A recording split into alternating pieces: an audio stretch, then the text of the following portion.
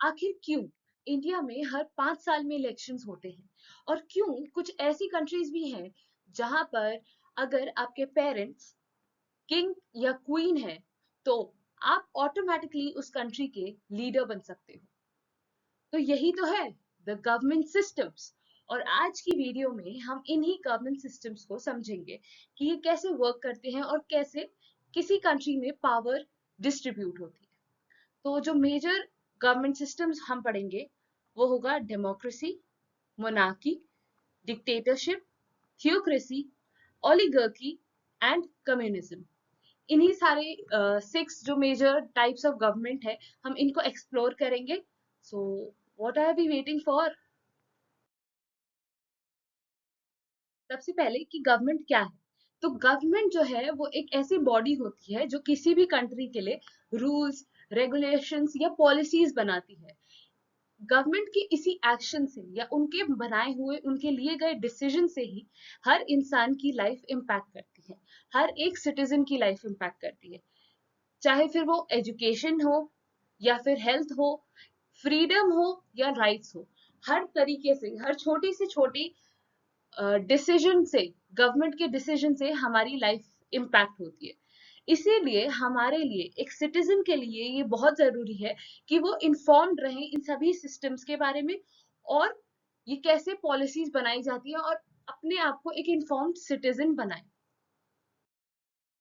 सबसे पहले कि गवर्नमेंट क्या होती है। तो गवर्नमेंट एक ऐसा सिस्टम है जो कि रूल्स बनाता है और उन्हें एनफोर्स करवाता है सोसाइटी में। मतलब वो कोई भी रूल फॉर्म करेंगे, कोई भी पॉलिसी बनाएंगे और मेक श्योर करेंगे कि ये जो रूल है ये हमारी सोसाइटी में अच्छी तरह से लागू किया जाए या फिर एनफोर्स किया जाए। फिर it decides who has the power, how laws are made and how resources are used. जो गवर्नमेंट है वो इंश्योर करती है कि पावर किसके पास होगी, वो उस पावर को कैसे यूज करेगा, वो लॉज कैसे बनाएगा, और साथ ही साथ जो भी रिसोर्सेज हैं उन्हें कैसे यूज किया जाएगा for the betterment of the society. तो जैसे कि हम गवर्नमेंट अगर समझे सिंपली कि अगर कोई इंसान है, फॉर एग्जाम्पल एक इंसान है, इसने अपनी गवर्नमेंट फॉर्म करी, अब इसको अपनी पावर्स डिस्ट्रीब्यूट करनी है। जैसे अलग अलग जो कैबिनेट्स होते हैं, तो क्या करा जाता है, एजुकेशन, ठीक है, डिफेंस के लिए अलग वो बनाया जाता है सेक्टर, होम मिनिस्ट्री है, रोड मिनिस्ट्री है, ऐसी अलग अलग मिनिस्ट्रीज हैं, एजुकेशन मिनिस्ट्री है। तो ये सारी जो मिनिस्ट्रीज हैं इसमें क्या हो रहा है कि जो इनकी पावर है वो इक्वली डिस्ट्रीब्यूट करी जा रही है, और ऐसे ही जो गवर्नमेंट है वो काम करती है। तो जो गवर्नमेंट है उसके क्या टाइप्स होते हैं, गवर्नमेंट किन किन तरीके से रूल करती है या क्या टाइप्स होते हैं गवर्नमेंट के। सबसे पहला है डेमोक्रेसी, फिर आता है मोनार्की, फिर आता है डिक्टेटरशिप, फिर आता है थियोक्रेसी, फिर आता है ओलिगार्की, और सिक्स्थ आता है कम्युनिज्म। तो ये बेसिक टाइप्स हैं गवर्नमेंट के। हम डेमोक्रेसी को अच्छे से जानते हैं। डेमोक्रेसी क्या होती है, फॉर द पीपल, ठीक है, जहां पर पीपल या लोग या सिटीजन जो है वो एट पावर होते हैं। मोनार्की क्या होता है, जहां पर जो किंग है, जो राजा है वो रूल करता है। डिक्टेटर क्या होता है, जहां पर एक ही इंसान के पास अल्टीमेट पावर होती है। थियोक्रेसी क्या होता है, जहां पे रिलीजियस लीडर जो है वो सुप्रीम होते हैं, रिलीजियस लीडर्स सुप्रीम होते हैं। फिर ओलिगार्की, ओलिगार्की क्या होता है, ओलिगार्की है कि जहां पर जो रिच है, जो रिच इंसान है उसके पास पावर है। और कम्युनिज्म, कम्युनिज्म वो सिस्टम है जहां पर वो सबको इक्वल मानने का दावा करते हैं। हम इनको सबको डिटेल में पढ़ेंगे, समझेंगे कि ये गवर्नमेंट सिस्टम्स क्या है और ये कैसे वर्क करती है। सबसे पहले आता है डेमोक्रेसी। तो a democratic government system is the one where the power rests with the people। ये एक ऐसा गवर्नमेंट सिस्टम है जहां पर पावर जो है वो लोगों के पास है, पीपल के पास है, हम कह सकते हैं सिटीजन्स के पास है। सिटीजन्स के पास किस तरीके से होगी, जैसे हम हैं, हम अपने जो रिप्रेजेंटेटिव है उनको इलेक्ट करते हैं अपने बिहाफ पे, ताकि वो हमारे लिए डिसीजंस ले सके।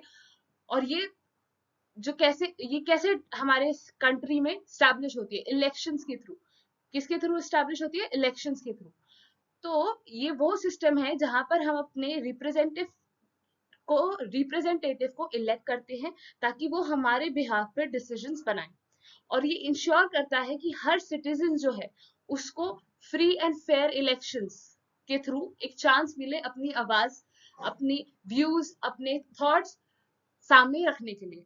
इससे क्या होगा? इससे प्रमोट होगी इक्वालिटी और participation in the political process. चाहे कोई भी पॉलिटिकल प्रोसेस हो, उसमें सिटीजन्स का जो इन्वॉल्वमेंट है वो जरूरी है। और यही हमारा जो मेन पॉइंट होता है डेमोक्रेसी का। हम डेमोक्रेसी वैसे तो बहुत सारी जगहों पर देख सकते हैं, बट इस मैप से कुछ इंफॉर्मेशन से कुछ एग्जांपल्स याद करेंगे। जैसे यूएस है, US is a democracy. India of course it is a democracy.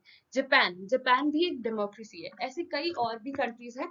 आप उन कंट्रीज का नाम मुझे कमेंट में जरूर लिखकर बताइए कि आपको और कौन सी कंट्रीज पता है जो कि डेमोक्रेटिक कंट्रीज है। तो आप इनकी लोकेशन याद कर सकते हैं, it's just for your knowledge. अब एक इंफॉर्मेशन कि ये जो डेमोक्रेसी है, ठीक है,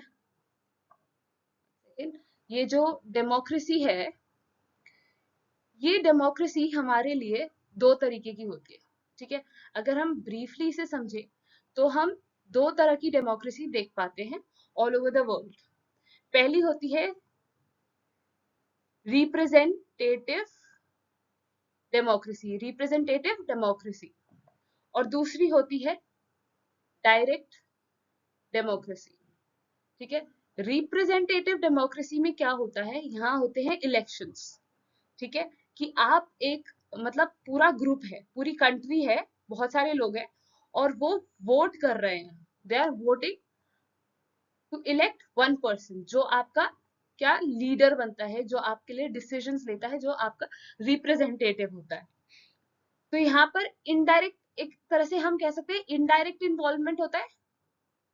इनडायरेक्ट इन्वॉल्वमेंट है हमारे सिटीजन्स का। वो डायरेक्टली किसी भी प्रोसेस में जाकर संसद में नहीं बैठता ना हर एक सिटीजन, बट उन्होंने अपने एक रिप्रेजेंटेटिव को रखा हुआ है और वो बैठते हैं संसद में। ऐसे ही अगर हम देखें डायरेक्ट डेमोक्रेसी क्या होती है, डायरेक्ट डेमोक्रेसी में क्या होता है कि जो सिटीजन है वो डायरेक्टली ही पॉलिटिकल प्रोसेस में, ये जो सिटीजन है वो डायरेक्टली पॉलिटिकल प्रोसेस में इन्वॉल्व होते हैं। तो कोई भी अगर मैटर होता है तो डायरेक्ट उनके वोट लिए जाते हैं, सिटीजन्स के वोट्स लिए जाते हैं। पर यहाँ पर रिप्रेजेंटेशन नहीं देखते हम, यहाँ पर रिप्रेजेंटेशन नहीं होता, यहाँ पे रिप्रेजेंटेशन नहीं होता। जो सिटीजन्स होते हैं वो डायरेक्टली वोट करते हैं। अब रिप्रेजेंटेटिव सिस्टम क्यों इंडिया अडॉप्ट करता है, ये समझना थोड़ा सा हमारे लिए इम्पोर्टेंट है, क्योंकि हमारी कंट्री एक डेमोक्रेटिक कंट्री है।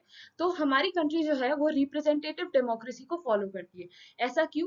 क्योंकि हमारी कंट्री जो है, इंडिया जो है, उसकी पॉपुलेशन बहुत ज्यादा है। तो इमेजिन करिए, इतनी ज्यादा पॉपुलेशन वाली कंट्री पे क्या आप सिंगल वन वन पर्सन से वोट ले सकते हैं या किसी भी पॉलिटिकल इशू में उनका सजेशन ले सकते हैं क्या? It is not possible. तो उसमें क्या होता है कि वो जो बहुत सारे लोग हैं, जो वो बहुत सारे लोग हैं, वो अपना रिप्रेजेंटेटिव चुन रहे हैं कि ये इंसान हमारे लिए हमारी आवाज बनेगा, हमारे लिए बोलेगा, हमारे लिए पॉलिसीज लाएगा, हमारे लिए स्टैंड लेगा, हमारे व्यूज बाकी लोगों तक पहुंचाएगा। इसीलिए ये हमारी रिप्रेजेंटेटिव डेमोक्रेसी होती है। डायरेक्ट में क्या होता है कि उनको खुद अपॉर्चुनिटी मिल जाती है कि वो अपने डिसीजंस खुद ले सके। वो खुद डायरेक्टली वोट डाल सकते हैं। अगर कोई भी पॉलिसी आई है, फॉर एग्जाम्पल कोई भी पॉलिसी आई है और सिटीजन्स को इसे एक्सेप्ट करना है नहीं करना, इसके लिए वोटिंग करवाई कि अगर आपको एक्सेप्ट करना है आप उस पर ओके कर दीजिए, आपको नहीं करना आप उसके लिए कर दीजिए। तो ये जो चीज है ये हमारी डायरेक्ट डेमोक्रेसी में आ गई कि यहाँ पे रिप्रेजेंटेशन नहीं हो रही, हम किसी को अपना उम्मीदवार नहीं चुन रहे, हम डायरेक्टली ही खुद वोट कर रहे हैं। इसको और डिटेल में समझने के लिए आगे बढ़ते हैं। तो टाइप्स ऑफ डेमोक्रेसी में आप यहाँ पर देख रहे हो कि ये लिखा है डायरेक्ट डेमोक्रेसी और रिप्रेजेंटेटिव डेमोक्रेसी। Representative, direct. सबसे पहले डेफिनेशन क्या है? a form of democracy in which citizens elect representatives to make decisions on their behalf. अभी जैसे मैंने आपको बताया कि एक रिप्रेजेंटेटिव आपके लिए चुना जाता है, एक इंसान आप उसको चुनते हो अपने रिप्रेजेंटेटिव के तौर पे, और वो आपके लिए डिसीजंस लेता है, आपके लिए पॉलिसीज बनाता है। वहीं अगर हम डायरेक्ट डेमोक्रेसी की बात करें तो a form of democracy in which citizens vote directly on laws and policies. कोई भी लॉ या पॉलिसी, जैसे मैंने अभी बताया कि कोई भी लॉ एंड पॉलिसी आई है उस पर आप वोट करोगे, ठीक है, कि आप उसे एक्सेप्ट करते हो नहीं करते हो। अब ये थोड़ा कॉम्प्लेक्स और लेंथी प्रोसेस बन जाता है for a country like India, तो वो इंडिया में पॉसिबल नहीं है। फिर हम बात करते हैं कि डिसीजन मेकिंग कैसे होती है इन दोनों टाइप ऑफ डेमोक्रेसीज में। तो रिप्रेजेंटेटिव डेमोक्रेसी में ये एक इनडायरेक्ट प्रोसेस है। इनडायरेक्ट क्यों? क्योंकि सिटीजंस डायरेक्टली तो वोट नहीं कर रहे हैं कि हमें ये पॉलिसी चाहिए या नहीं चाहिए, बल्कि वो क्या कर रहे हैं कि वो अपना रिप्रेजेंटेटिव चुनकर उसके थ्रू वो डिसीजंस बनवाए जा रहे हैं या एक्सेप्ट करवाए जा रहे हैं। तो citizens elect their representatives who then make decisions. तो जो रिप्रेजेंटेटिव है वो उनके बिहाफ पे उनके लिए डिसीजंस ले रहा है। वही बात करें डायरेक्ट डेमोक्रेसी में, तो वहां पर डिसीजन मेकिंग डायरेक्ट होता है। जो सिटीजंस हैं वो खुद डिसीजंस करते हैं, खुद डिसीजंस लेते हैं, खुद पॉलिसीज अपने लिए एक्सेप्ट करते हैं, और अगर उन्हें डिनाई करनी होती है तो वो डिनाई करते हैं। Then we come with the example. तो ऐसी कंट्रीज जो कि रिप्रेजेंटेटिव सिस्टम को फॉलो करती हैं वो है US, Canada, United kingdoms and Germany. यहाँ पर आप इंडिया भी लिख सकते हो क्योंकि इंडिया भी रिप्रेजेंटेटिव है, रिप्रेजेंटेटिव डेमोक्रेसी को फॉलो करती है। यहाँ पर वोट सिस्टम है, आप वोट करोगे, अपने रिप्रेजेंटेटिव को खड़ा करोगे और उसके बाद डिसीजंस आपके लिए लिए जाएंगे। फिर अगर बात करें डायरेक्ट डेमोक्रेसी की, तो डायरेक्ट डेमोक्रेसी का एग्जांपल हो सकता है स्विट्जरलैंड। स्विट्जरलैंड कुछ केसेस में, कुछ सोशल इश्यूज या कोई भी इशू आता है तो उसमें मेमोरेंडम, रेफरेंडम होता है, सॉरी मेमोरेंडम नहीं, रेफरेंडम होता है। उसमें क्या होता है, पब्लिक ओपिनियन लिया जाता है। रेफरेंडम का मतलब होता है पब्लिक ओपिनियन, तो वो पब्लिक ओपिनियन लिया जाता है, इसीलिए यहाँ पर यूएस स्टेट्स भी लिखा हुआ है और स्विट्जरलैंड लिखा हुआ है। फिर अगर बात करें कि कैसे जो पार्टिसिपेशन होती है वो कितनी फ्रीक्वेंटली होती है जो सिटीजन्स की है, तो रिप्रेजेंटेटिव में बहुत लेस फ्रीक्वेंट होता है। Citizens participate primarily during elections to choose their representatives. जो सिटीजन्स का हम कह सकते हैं पार्टिसिपेशन जो है वो कम होता है, इतना फ्रीक्वेंट नहीं पार्टिसिपेट करते हैं। वो सिर्फ जब इलेक्शंस होते हैं उस दौरान पार्टिसिपेट करते हैं, वो अपना वोट देके, इलेक्शंस में वोट देकर वो पार्टिसिपेट करते हैं।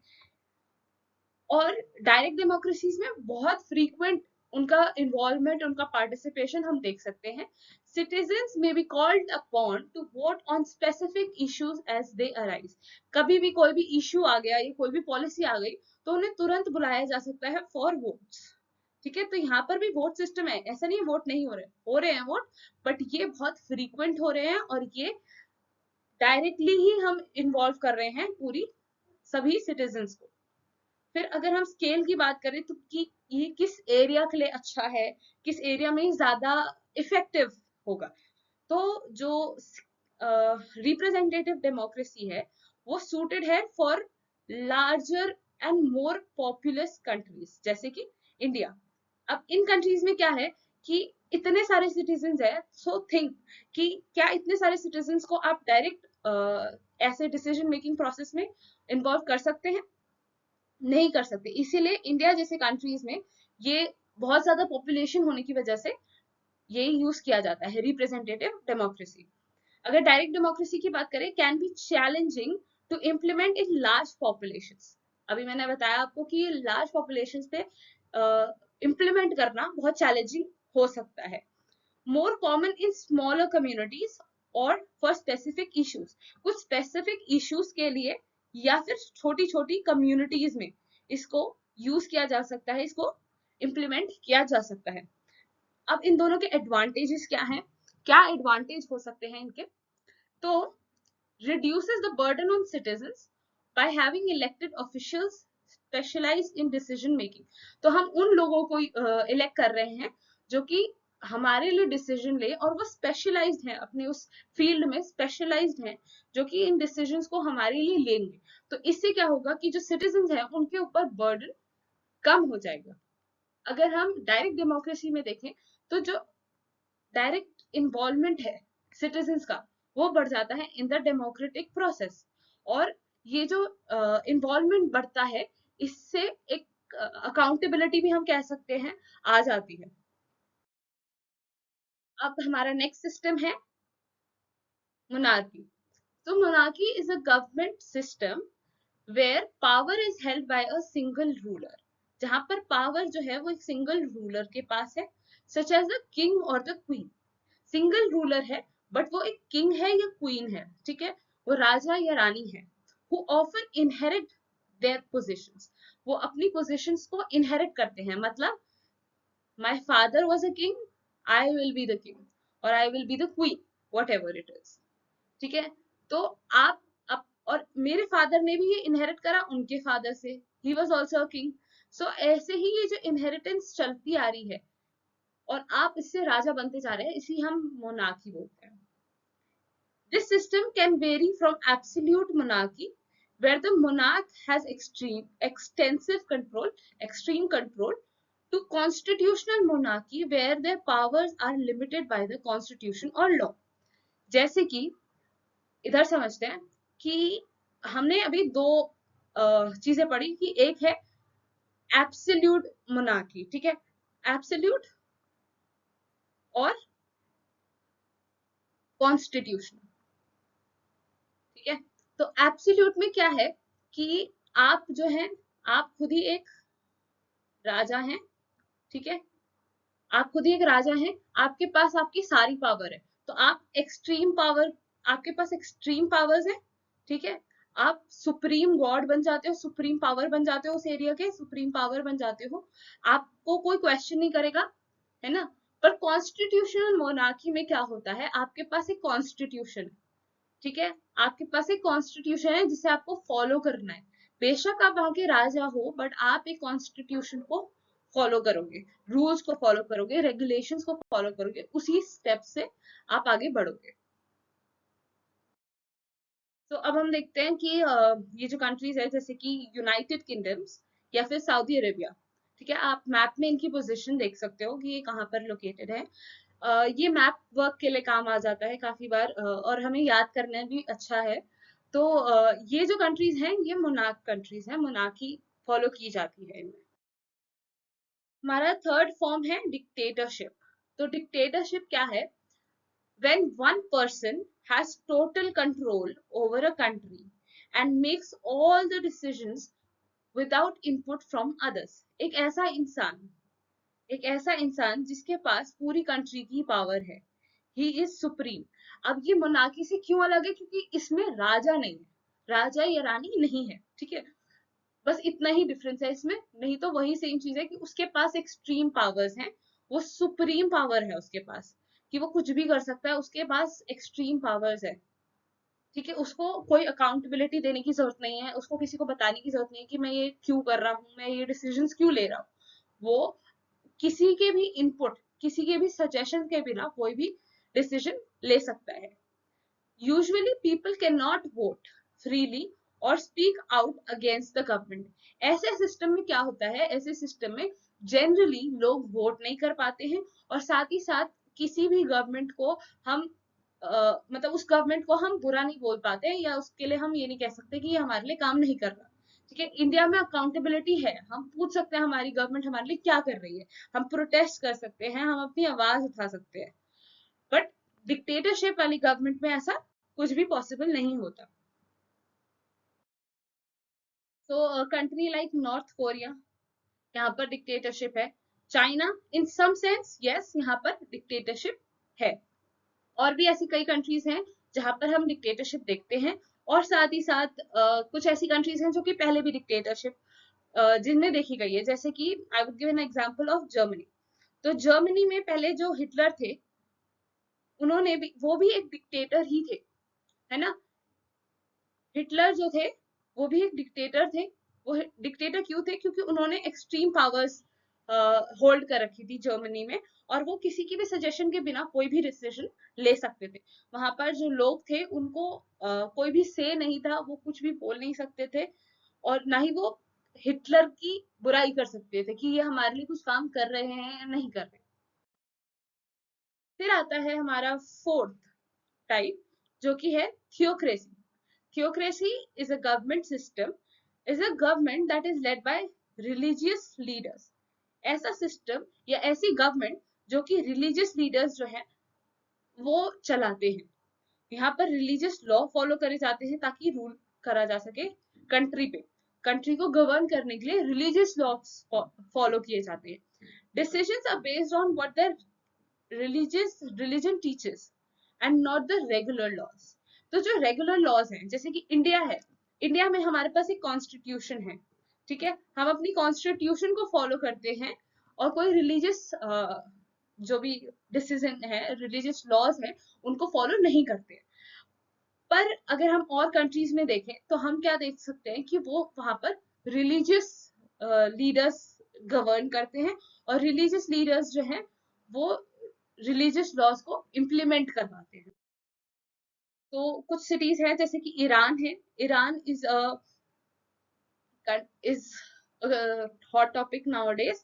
तो ईरान है। अफगानिस्तान ऐसी कंट्री है जहां पर रिलीजियस लीडर्स रूल करते हैं। और वेटिकन सिटी एक कंट्री है। आप इनकी लोकेशंस याद कर सकते हो, Afghanistan and Iran can be easy. Vatican city is at this position. Okay, अब आते हैं हमारे फिफ्थ सिस्टम पे, जो कि है ओलिगार्की। ये जनरली अब हम नहीं देखते हैं on the basis of country, ठीक है। अगर हम बड़े स्केल पे बात करें तो बड़े स्केल पे हम इसे कम देखते हैं, बट स्टिल ये है, ये सिस्टम अभी भी है। तो oligarchy is a system when a small group of powerful people like wealthy families और military leaders run the country. तो यहाँ पर ओलिगार्की में क्या है कि एक कंट्री है, उसमें मान लीजिए 30% of the people are rich, ठीक है। सो ये जो 30% है, they will become the rulers of the country. ये कंट्री के लिए डिसीजंस लेंगे, ये कंट्री के लिए पॉलिसी बनाएंगे, और जो बाकी के बचे हुए जो 70% है, उनका इस प्रोसेस में कोई से नहीं होगा। Most regular citizens have little say in how things are done।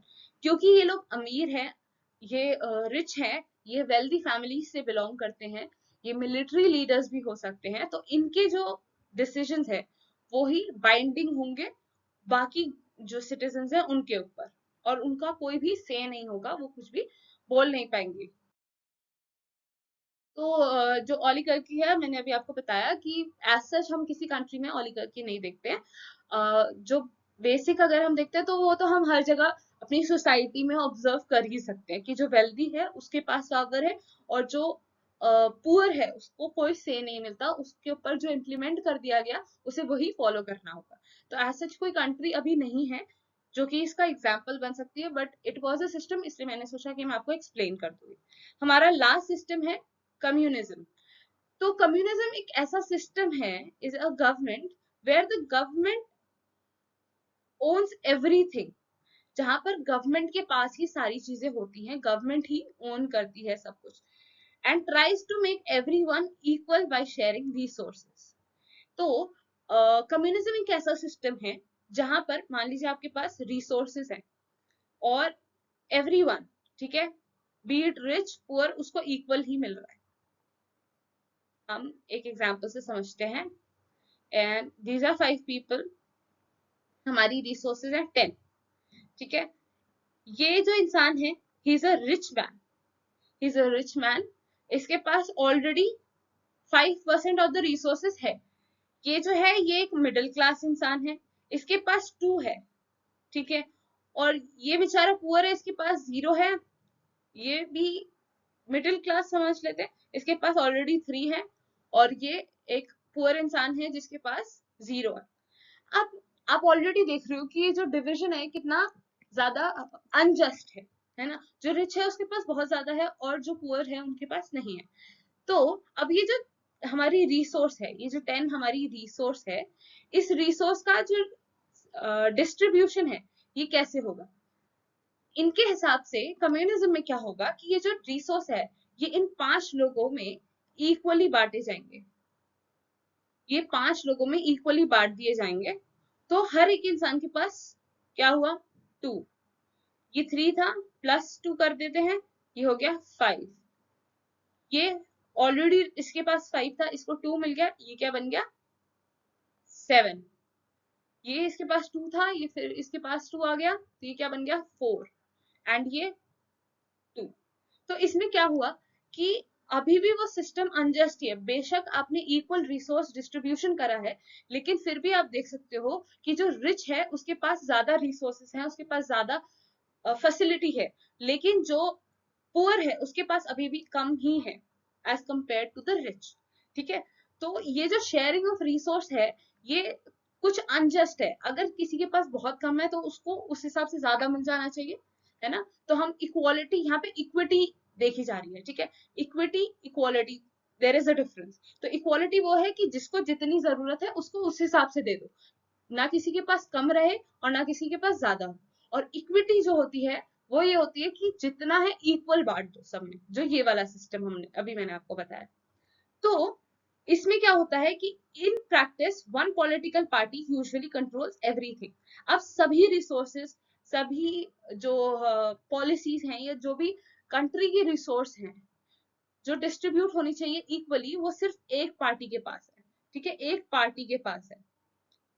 अब यहाँ पर जो ये एक पार्टी है ये सुप्रीम पार्टी बन जाती है। तो ये अपने हिसाब से सबको इक्वल देगी, कि ये नहीं देखेगी कौन पुअर है और उसको ज्यादा मिलना चाहिए as compared to the rich जिसके पास ऑलरेडी बहुत है। ठीक है। तो ये होता है कम्युनिज्म। कम्युनिज्म कहाँ कहाँ देखा जा सकता है? तो ये थोड़ा कंजस्टेड हो गया इधर। तो म्यांमार के जस्ट साइड में है लाओस, और वियतनाम भी उसके जस्ट ऊपर है। फिर आता है चाइना। तो चाइना, वियतनाम एंड लाओस ये भी कंट्रीज हैं जो कि कम्युनिज्म फॉलो करती हैं। और यहाँ पर है क्यूबा जो कि कम्युनिज्म फॉलो करती है। तो जो ये डिफरेंसेस हैं, आपने देखा कि डेमोक्रेसी कैसे काम करती है और बाकी सारी जो सिस्टम्स हैं ये कैसे काम करती हैं। तो हमने ये अलग अलग सिस्टम देखे, लेकिन इसका मतलब ये बिल्कुल भी नहीं है कि जो सिस्टम है ये कोई गलत है, ये कोई रॉन्ग है। नहीं, हर चीज में अपनी एक वैल्यू है, एक चीज छुपी हुई है, एक की आइडिया है उस कॉन्सेप्ट, उस सिस्टम के पीछे। तो हर सिस्टम जो है वो उस एरिया की, उस कंट्री की हिस्ट्री, उस कंट्री की कल्चर, उसके वैल्यूज पे डिपेंडेंट है, उसके वैल्यूज पे बेस्ड बना हुआ है। Knowing the systems helps you understand how a country works.